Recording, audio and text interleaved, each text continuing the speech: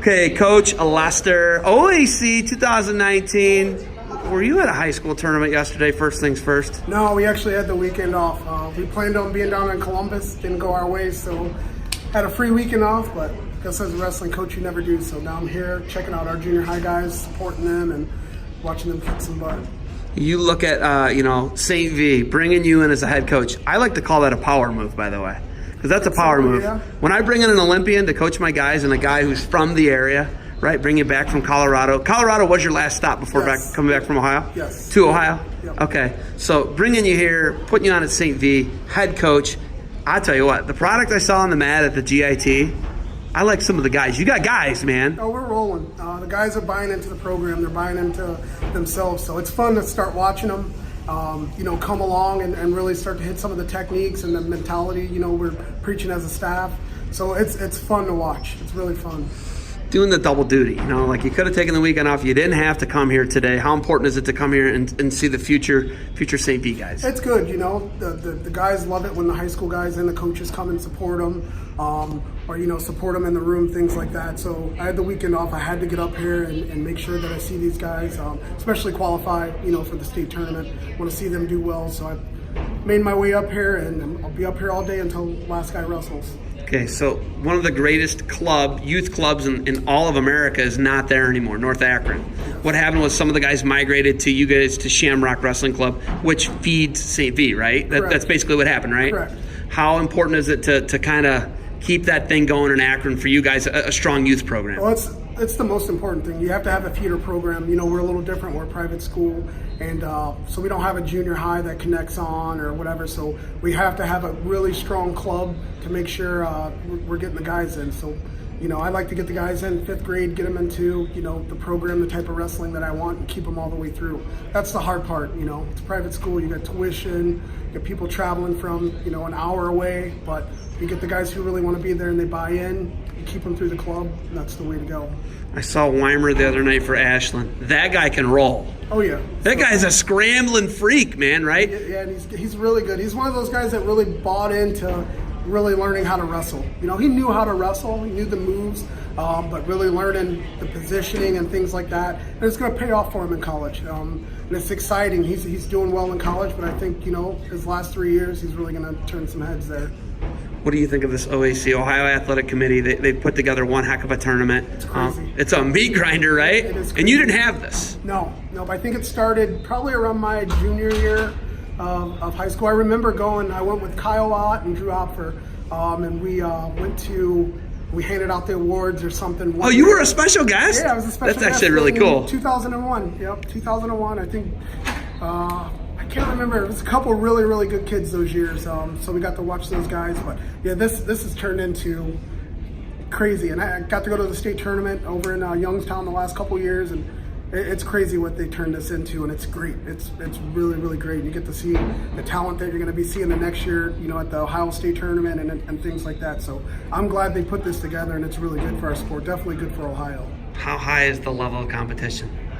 I think it's good. You see some kids here, and I know when I was in 8th grade, people say I was a freak, but these kids they're hitting the basics. They see some kids that have a really high level, high IQ of wrestling. So it's good to see that instead of the flopping around.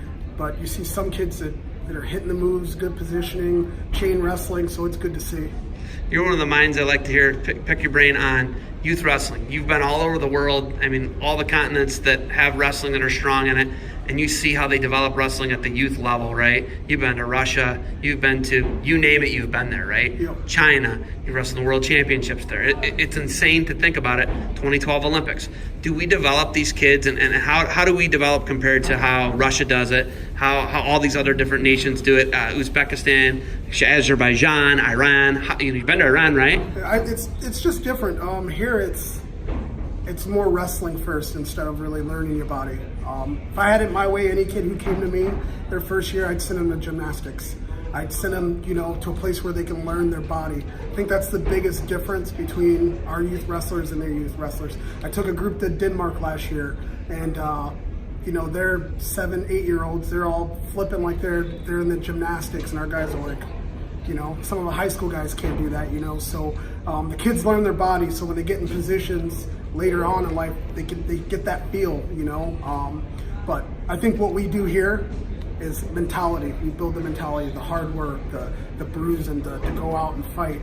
They don't have that. So I think that's the big difference. So what I'm trying to do at my club is a mesh of it. Get these kids to learn their bodies, learn how to scramble out of things by feel, but you get that by tumbling and doing things like that.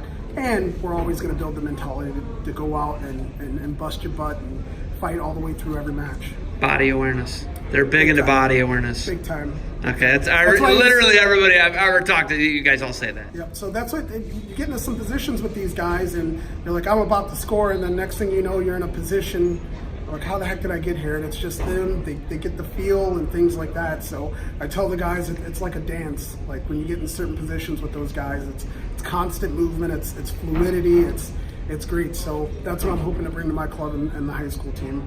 Last thing, it's Jeff Jordan's not a Graham anymore. Everybody's saying this could be the year that somebody knocks him off. They've won the last 18 Division II state championships in the state of Ohio. Can you guys make a run? Can you do better than that silver trophy? Can you bring it back to St. B? That's going to come down to these high school guys. It's going to come down to our team, Aurora, Canfield. We got to knock some of the Graham guys off before the semis and before the finals. But they're a juggernaut, man. They're always going to be good. Jeff is arguably one of the greatest coaches here in Ohio. He's not going to leave that program to where it's just going to go down. It's always going to be a great program. And you saw him at GIT. Those guys look tough up and down the line. So if we can knock some of those guys off before, the semis, limit some of their points. But outside of that, they're still tough as nails. And they're always going to be that way. It's Graham. All right, I lied. I got one more question. You have one of the icons of athletics. One of the most famous guys on the planet is an alum of your school, right? LeBron James. He gives a lot back to your guys' school, right? Does. He built a facility. Your guys' athletic facility is built by him, right? No, he redid the gym there. Redid the gym, okay. He redid the gym. Had some other really good donors redo the Cosgrove building. That's where our wrestling room is. If you come to our wrestling room, it's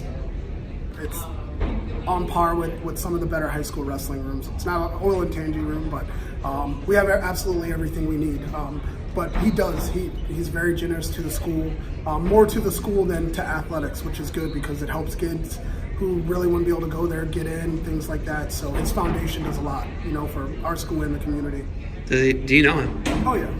Yep, so. Nice guy. Oh, super nice. Pretty nice guy. Super nice Gets guy. a bad rap from some people, man. He's the best athlete in the world, and, well, outside of wrestling. He's the best athlete in the world. I was actually gonna correct. Yeah, He's come the on. best athlete in the world outside of wrestling. But think about it. You have people constantly coming up to you. At some point, you got to put a wall up and walk away. So of course he's gonna get a bad. He didn't talk to me. Well, he's got 1,000 other people talking to him. So Billions, right? Yeah. So that's how you got to look at it. But no, he's a nice guy. All right, you got coaching to do. You got anything else for me? No, just thank the OAC for putting this on, and we'll see you guys down at the state tournament, I guess. Coach, thanks for the time and good luck. You're welcome. Thank you.